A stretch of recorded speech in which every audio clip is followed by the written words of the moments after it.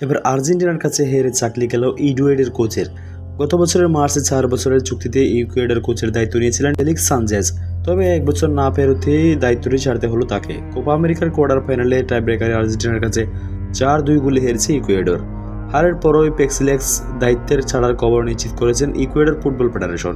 ম্যাচে এগিয়ে ছিল আর্জেন্টিনা, তবে শেষ মিনিটে গোল করতে সমতায় ফেরে ইকুয়েডর। খেলা শেষে টাইব্রেকারে সেখানে পেনাল্টি মিস করেন লিওনেল মেসি। তবে আর্জেন্টিনার জন্য আরও একবার ত্রাটা হয়ে আসেন গোলরক্ষক এমিলিয়ানো মার্টিনেজ। টাইব্রেকারের পরপর দুটি অবিশ্বাস্য সেভে দলকে রক্ষা করেন এই আর্জেন্টিনার গোলরক্ষক। ইকুয়েডরকে 4-2 ব্যবধানে হারিয়ে সেমিফাইনাল নিশ্চিত করেছেন আর্জেন্টিনা।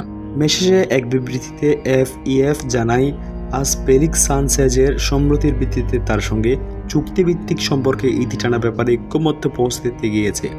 ফেলিক্স এবং তার কোচিং স্টাফের পেশাদারিত্ব ও কাজের জন্য ধন্যবাদ জানাই এবং ভবিষ্যতে তাদের সফলতা কামনা করি। প্রিয় দর্শক, আর্জেন্টিনাকে ভালোবাসলে অবশ্যই চ্যানেলটি সাবস্ক্রাইব করবেন।